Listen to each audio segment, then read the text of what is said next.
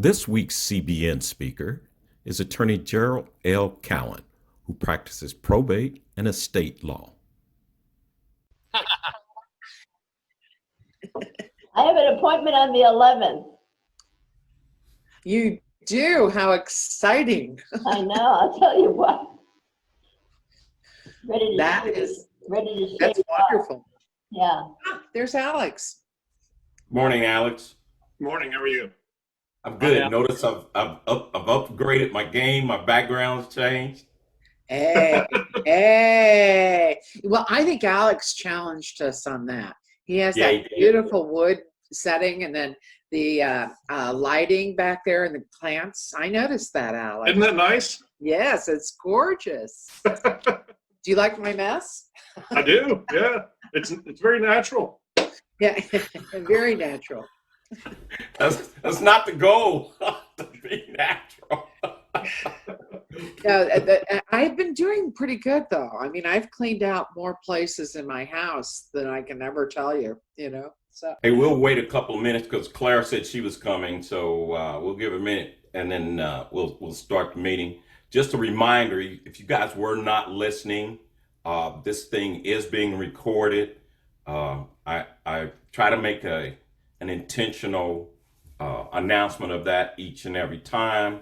Also, the state of Indiana requires any public kind of discussions like this to be the members to be notified. But it is in the meeting notes and it is when you come in. So I don't want somebody sending me a little nasty I had to agree on my system. Here's Clara. I'm sorry? I had to agree to be recorded on my system. That is correct. Yeah. Hey, Claire, how you doing? Good, how are you? We are good. We are good. 1, 2, 3, 4, 5, 6 of us. I think there's one more person, but we're not going to wait for everyone. So we'll get this thing rolling. Has anybody got anything to update us? Because I want to get Jerry his full 30 minutes and also get Claire off of here. Keith, I had to turn down. Whoa. One at a time. Rhoda, go ahead. Has anybody been in touch with Andrew? Has he said he would come to any of these? Are you sending him the notices? What's happening? Andrew is on the list and he's a grown man. That's the best I can do, right? Okay. That's right. Yeah, That's exactly right. I sent him an email because my payment that I tried to send through PayPal didn't work. His email address wasn't set up for PayPal, the one he gave me. So, but I never heard back. So I'm not sure. I've not heard from him at all. I did see him on TV though. He was on TV about a week ago on Wish TV. They did a brief interview with him. He was out working. I don't know if he was at a food pantry or what he was at. I caught just part of it. He was on TV. So I did see him. He's alive. Oh. No problems. Anybody else? Marianne, you were getting ready to speak. Well, I had a unique situation. I was called by a person to move their parent from one shutdown coronavirus retirement center to another shutdown, lockdown coronavirus retirement center. And I just told them we couldn't do it. Mm-hmm. Don't you agree, Jerry? Well, I agree. You don't want to wake up dead. That's never good. And I couldn't put my employees in that situation, Yeah. and I don't, we're doing the ones that are out in the cottages because the cottages are safe and we're not exposed to anyone else. And I just read into the Star this morning that the Stratford has had 7 deaths, most of anyone in Carmel. Well, and that's not necessarily true. It's just the ones that they've been notified of. Right. Those are the reported. So keep that in mind. There's a lot of deaths too that were never tested because of lack of testing kits. So the deaths are probably higher in those places. And I do have some of my old clients, I contact them because they're all on lockdown and they're very lonely. So I try to call at least once a week and just see how they're doing. It's scary. Has anybody got any business related stuff? Hey, Alex, just for your information, I've been, I told you my son is in the restaurant business. Man, I've been Right. watching these restaurants. They're falling like they're falling like loaves of bread here. Yeah. This is super crazy, and I don't quite understand the dynamic of that. You know, if you're not paying the wages and you get rent forgiven, and if you're an idiot if you don't get your rent forgiven. I'm not clear what your capital costs are. Well, I don't know. I'm missing something. I think a lot of, well, I don't know if you saw, but Gary Brackett just closed all of his rest of his stack pickle Pickle restaurants. closed. Yeah. I think a lot of it is they're looking not just at what's going on now, but what's going to happen when they reopen, and they're going to be reopened at 50% max. And if they can't survive at that, then they're just closing. Yeah. And some restaurants aren't designed well for 50%. Some are going to be better off than others. It depends on how much space you have, your restaurant setup. So they're dropping like flies. It's Yeah. Well, and a lot that's of the next epidemic. a lot of them have contracts for deliveries, and they've purchased food in advance, for a certain number of days, and they're still liable for those contracts. So those are literally deaths, and none of that is covered by that PPP. So that's food that, that's why most of them have been donating food, because they can at least take a tax deduction. And then What they keep about their the blind employees. owl, Marianne? Pardon? How is the blind owl doing? You know what? I don't know. My brother and Rick and Steve are real quiet about all that. And Steve does not just have restaurants. He owns buildings, and he also is a contractor. So Rick runs the restaurants. My understanding is the Blind Owl is planning to open on the 15th. That's the current, unless something happens, because they're still in Marion County. So the blind owl should be in pretty good shape, though, because they have that big I outdoor think, area. yeah, their space is going to actually accommodate this, but they won't be in great shape because their bar will be closed. Well, I mean, I'm comparing them to some other restaurants that maybe don't have access to outdoors. Yeah. They did something that is going to work out well by building that big outdoor area. I think it's going to work out. Right. And they might be able to eliminate some of that game portion. No restaurants are going to be in great shape. Restaurants are going to be in survival mode for a long time to come. Right. Right. Hey, real quick before we keep it moving here, if you guys, we need a speaker for next week. If somebody's got somebody, let me know. We'll work out all the details. But we would need a speaker for next week. And then secondly, I have no idea when we would be actually meeting again live. We know we won't be doing it before the May 15th date. That's, obviously that's a fact. And then post that, I'm not clear. We need some administrative direction. We'll figure it out, right? We'll figure it all out. So, right. What is Duo saying, Keith? Has anybody been? I have no idea, right? I don't have the contractual relationship with Duos. So someone who has that information might, it'd be helpful if they would find that out and get it to us. But none of us have the contractual relationship with Duos. So, but at any rate, we'll worry about that another day. But we do need a speaker for next week. So, if we can find one, if not, we'll figure something out. There's always something to talk about. And then, John, I think in a couple of weeks you can give us one, right? Yeah, sure. 21. The 21st? Yes. Yes. So we've got the 21st covered. We just don't have next week. I know everything is short-term planning because obviously the communications process is different now. But we do have John for the 21st. I'll take one after that, or I'll take next week. It doesn't matter unless somebody else has got something. So we'll make it. Alex, just so you know, I did communicate with the gentleman you asked me to. He is also on the list, and people will make these things as they can. I get it. Yep. So that being said, and it's 8:39 now. Hey, I'm going to let Gerald do his own introduction, but he's our speaker for the day. He's been prepped. We got him as cute as he can be. He and I rehearsed a little bit. He is a little bit of a ham, but I think he's got some important stuff for us. So, Gerald, if you would, please, you can go ahead and take it away. Real quick, Keith, right before we, Yes, sir. are you mailing the blue pads to us for speaking? No. Oh. Me and John had a conversation about that. Blue pads are suspended for right now. Right? Who's paying shipping on that? Yeah. COD. You ain't no blue pad, buddy.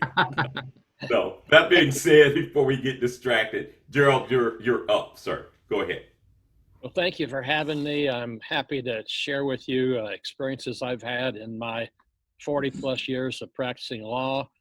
They call it the practice of law, I guess, because you still hope to learn someday how to do it. Things are always changing. Laws are changing. Cases are coming down that are changing. New statutes are passed. Personal circumstances change. It's a constant change of a need to adapt to the current circumstances that exist at the time a person decides to move forward. And COVID-19, of course, has had its effect upon all of us in different areas. I want to make this as entertaining and exciting and cheerful as I can. So I brought my crystal ball. So whenever we don't know what to do, we ask the crystal ball and hope that we get the direction we need. But seriously, it's been said that those who fail to plan to fail, a worn out expression, but it's so very, very true. If we fail to plan, we plan to fail. And this is true in the area of estate planning. And I entitled this personal planning also because there's much that can be done and many considerations that need to take place during a person's enjoyable lifetime, personal planning during healthy times. But COVID has increased the need for planning because of the uncertainty that exists. I'd like to make this exciting. I'd like to make this fun. I'd like to make this entertaining. I just have to go back to where this is where we live and this is where we are. And this is what we have to think about if we want to plan ahead and not plan to fail. So COVID-19 has affected directly and indirectly the practices employed in personal and estate planning. How has that happened? Well, the Indiana Supreme Court recognized that social distancing was an essential element for personal protection. And for that reason, they have liberalized the manner in which documents may be signed. You know, the old procedure that stood its test over many, many years is when it comes time to execute a will, everyone assembles together around the table, at least two witnesses observe the person called a testator or testatrix, being a man or a woman, sign the document. And then the witnesses, in the presence of the person signing the will and in the presence of each other, all together sign. Purpose, of course, to prevent fraud, to be sure that the document is solid, to be sure the test. But the Supreme Court, recognizing that people just don't want to get together, but may still want to make a will, liberalized the formalities. What did they do? Well, they said remote execution is now permissible, and the statutory standards requiring everyone to assemble have been relaxed. How have they been relaxed? Well, video conferencing, as we're enjoying right now, is being allowed. it is necessary that certain formalities be included. I won't get into too much of the weeds here, but if necessary, we'll ask the crystal ball to get us out of the weeds. But as long as the people are video conferencing and as long as each of the witnesses recognize the person signing the document may be signed, and then it could be and then passed around for the witnesses to sign who know the person and were on the video conferencing at the time the document was signed. The main test is that they have to know the person, the witnesses have to know the person already, and they have to also see the document executed, and then they follow through with the execution. There is a caveat. The Supreme Court, there's always conditions that have to be imposed. And one of the conditions is within 90 days after the emergency no longer exists, whenever that is, then the document must be re-executed in accordance with what the law requires with live execution ceremonies. So it exists until further order of the court. Now, in line with other documents, for example, a power of attorney, which I'll talk about in a few minutes, the requirement for notarization has also been relaxed by the Supreme Court, meaning that the person may observe on the video the person signing the document, the power of attorney, and they call it swearing them that this is in fact what they want, what they intend, what they will do. These have been relaxed, and therefore that is also until further order of the court. Now, because of COVID-19 and because of the fact that we're living in this age of uncertainty, it is extremely important that a person consider signing a power of attorney. A power of attorney, as you know, authorizes someone else to continue financial transactions on their behalf in the event they're unable to carry on for themselves. The power of attorney is typically called a general power of attorney, which covers a myriad of permitted actions. And it is also recommended that the power of attorney be what's called a durable power of attorney. Now, what is durable? Well, durable is put into the law because under the old law, once a person lost their capacity to revoke a power of attorney, the law declared it to be void.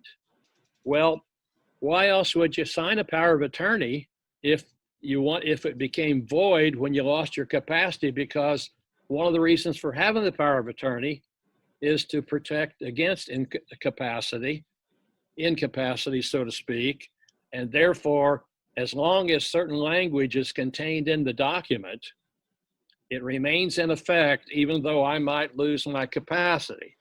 I recommend that a power of attorney be kept fresh. I went into a bank one day with a client carrying a power of attorney for a relative, friend, whatever. In this particular case, the banker looked up and said, "This document's 10 years old. How do I know that's what they still want?" So I just picked out an arbitrary number, say 5 years. I mean, ask the crystal ball. Who knows? But keep it fresh. Keep it fresh. Now, the alternative to a power of attorney is not good. It's time-consuming. It's expensive. It's called a guardianship. Legally appoints someone to handle financial matters for a disabled or incompetent person. That is to be avoided and is easily avoided by the signing of a power of attorney. Powers of attorney can become effective at the time they're signed, or they can become effective when the doctor says, "Hey, you lost your marbles. It's time for someone to step in and assist." Another COVID-19 condition that's emphasized is the appointment of healthcare representative. Indiana law allows a person to say who they want to make healthcare decisions for them in the event they're no longer able to make them for themselves. You know, at the time a person is ill, you certainly don't want a committee of people to come in and try to negotiate or convince the doctors and nurses as to what should be done. It's a good idea to have someone appointed to make that decision. Along the same line, it's also a good idea to inquire, the person making the decision to inquire as to the other members of the family to get their input. But at some point, the buck stops here. Someone needs to make the call as to how the health care is to be handled. I've been told that in the emergency room, when someone is terminally ill, that if one of the family members runs in and says, "Oh no, oh wow, please don't disconnect, please don't stop, please, please, please," that the doctors and nurses will not stop it, even if there's a document signed saying it should be done. Now, I know this is individual cases and it depends upon the circumstances, but I'm told that that is a definite detriment. Along the same line,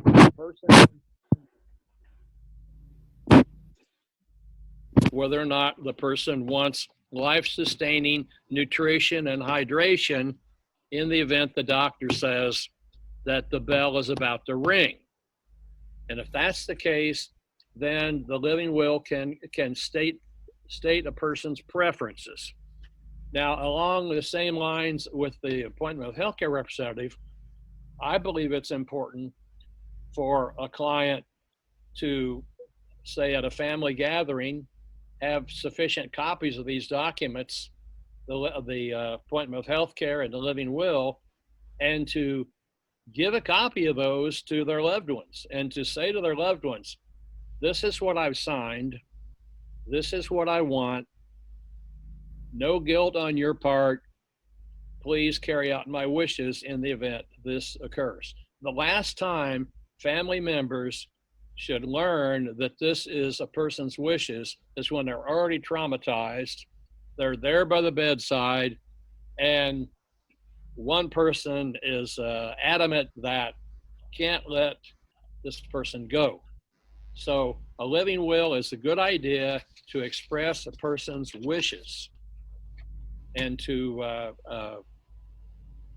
be sure that the family knows in advance what a person desires. And of course, the cornerstone of personal planning is having a will. People say, "Well, gosh, when do I need a will?" I say, ask the crystal ball. Who knows? It could be at the age I saw an obituary, a lady lived to be 104. I see other obituaries where people are caught up at 30 and 40 and 50 years of age. My only answer can be, well, just be sure you get your will before you need it. And of course, that doesn't tell them anything. I know that there are situations where wills can be questioned. Let me share with you one case. I had a case where we opened an estate for a person, and after the estate was opened, a person came forward with what they said was the person's last will and testament. We looked into it, and we found that the watermark in the paper that the will was written on was 10 years after the date of the will. So we settled that case pretty fast. But the will is the cornerstone of the plan. A will has a lower standard of ability to sign than, say, a trust, because a will only requires that a person know a limited amount of information, whereas a trust requires a person to have the ability to sign a contract. Now, there is a situation where some years ago, I'll share one other instance with you. I had a situation where there was an unsigned will. There is a provision to probate an unsigned will, and we were able to probate that will and transfer $250,000 over to a charity based on the unsigned will. So there's lots of procedures involved. Be sure that you obtain advice from someone who's qualified, experienced, and knows the law. They say you either got to know the law or you got to know the judge, but don't rely on knowing the judge. That is extent of my comments. I have some takeaways. We're all entrepreneurs. We're the kind of people who take charge. We should take charge of our personal planning and our estate planning. We should know that the risk is out there. COVID-19 has made us keenly aware of the risks that are there. And another takeaway, remember, if you plan to fail, you fail to plan. If you fail to plan. We should treat our personal estate planning like we do our business. We move ahead decisively and get things accomplished. I would say this, during the COVID-19 situation, if any of you are interested, I'm willing to prepare documents at 50% of the cost. I keep track of my time. My time is recorded, and I'm willing to consider that for a limited time in order to help out with the COVID-19. Now, I will be happy to take any questions that come about, and if I don't know the answer, I'll ask the crystal ball. Hey, Jerry, thank you so much. Information and entertaining. I don't know how to beat that. I've had two quick questions and then open up the floor. So I don't understand what happens when someone is incapacitated and they're under the current law, the current Supreme Court situation. Right. If during that interim period, one of the people who signed digitally, let's call it digitally, what happens if they pass? It just doesn't count, or what? The wills nowadays have a self-proving page attached, and the self-proving page is in the form of an affidavit, and the courts will accept the will with the self-proving page, whether the witness is presently alive or not. Okay. That's the only question I had. So I'm gonna let somebody else, because that kind of confused me. It's like, well, if 90 days later one of these guys dies, what the heck happened? But I'm good. I see what you're saying. We're good. That's a good question. Yes. Anybody else? I just wanted to confirm with you too, Jerry. We've been in situations where the power of attorney has to be present, and the one thing that we also find with the power of attorney, which really is great, and healthcare representative, is that generally speaking, because somebody has designated what they wanted, it gives the rest of the family members peace. You know, they don't have to fight with the power of attorney. They don't have to fight with, it just gives them peace. They feel like, because half of the problem is they don't want to do what mom or dad or their husband doesn't want. They want to make sure that they're doing what they've been instructed. Yes, I agree with that. It's been my experience that families and heirs are very reluctant to do anything against the wishes of the person who passed away. It's like their desires are set in stone. Let me give you an example. I had some clients who said to me, you know, you remember when you prepared that living will for my mother, my father? Yes. Well, let me share with you.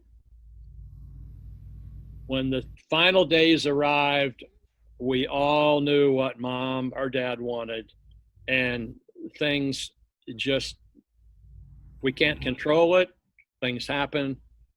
There were no problems. The family stayed in harmony. Everyone continued to love each other. Everyone continued to hold hands and look at the crystal ball. You're not saying families go to war over these wheels or anything, are you, Jared? Well, I could tell a few stories about that. No, we don't have enough time for that. So can I. Currently, that's what I'm living through. It took us over a month to get to the point where we could have a funeral for my aunt, and there was a lot of there was a lot of arguments. People were making decisions when they weren't supposed to be making decisions. So I currently live that right now. Because I'm paying on my aunt's estate, but that's what she told everybody. But there's no will. There's no last wishes. There was no funeral planning. And so I live that right now. So there's a real life testimony as to what failing to plan can happen. Yes, that's a sad situation. And, you know, there are families who are estranged and remain that way for a long time over, well, that was my favorite lamp. Yes. Or my favorite ring, and therefore, yep. Yeah. Best to communicate. They say the three most important things are communication, communication, and communication. Yeah. But she communicated verbally, but she never got it into writing. And that's my biggest challenge. And this is kind of a pattern in our family. And so I preach against it. Well, you could tell them about my 50% offer. That might help. I don't think my family would pay any attention to that. Well, it's my opinion that estate planning generally is too expensive, and that the most important thing is to help people get the job done and have, you know, the more time and money I can save people, the more clients who come to me. Mm-hmm. And it's a long run game. And if you're going to be available to assist the family with carrying out the wishes, then you better be interested in writing the documents and being available when they're needed. And but the pandemic has created an urgency. Maybe that's too strong a word, but a greater need to think about these things. I mean, I'm hearing about 30 and 40-year-olds that are developing blood clots. Scary stuff. I'd rather not even talk about it, but that's where I live. And that's where I've lived. All my practice has been in this area of personal, because there are personal plans that can be beneficial during our lifetime. Some people have said, why do I do this? You know, I'm going to be dead when all this needs to be done. Well, not in every case. There are other reasons why these plans can be effective now. Okay. Well, hey, Jerry, great. Like I told you before, you did send me your information, how to contact you. That'll be added on to the back of the video. Hope all you guys got a chance to see the recorded video that we made last week where Alex was our star of the week. He did a really, really good job. Jerry, thank you so much. You've done a really, really great job. And it was entertaining, too. I enjoyed this. You're welcome. Well, keep the crystal ball in mind. I'm going to steal that from you, Gerald. I'm just going to be honest. I'm stealing that. We don't have a speaker for next week. If we don't come up with something, then we'll we'll make something up so that we can just stay in contact. We've got one for the 21st. John is going to address that for us. We may do a little bit of video next week if we don't have a speaker on how to appear on video. Just talk about that. And You mean you don't want the cult shirt? I'm not saying that. I'm not saying that. More on the technical side, and we'll talk about some things. Go ahead, Jerry. I'm sorry. Why didn't you do that before today? I could have used some help. You and I did. As a matter of fact, I'm going to use Jerry's sample as a video of like before and after. So we'll talk about that. Like I said, I promised to get Claire off because I know she has another meeting. Hey, thank you guys for showing up. This will be available probably within the next 48, couple of days or so. It just depends on how, it's nap time for me, right? You guys do know that, right? Jerry, you don't know, but one of the big fights we have in our meetings is why do we meet at 7:30 and in the morning? And that's because that's my nap time. And so I don't like that. But this COVID thing, I get up, do this recording, and then I go back and take my nap. So, but thank all you guys for meeting this morning. Hey, and we'll get all this information out to you. I'm really, really proud that we've hung in there. This thing will be over one way or the other. And so we'll meet again next week and we'll keep it going. And Bye, y'all. Bye. Bye. Thanks, Keith. Bye, everybody. Have a good See day. ya.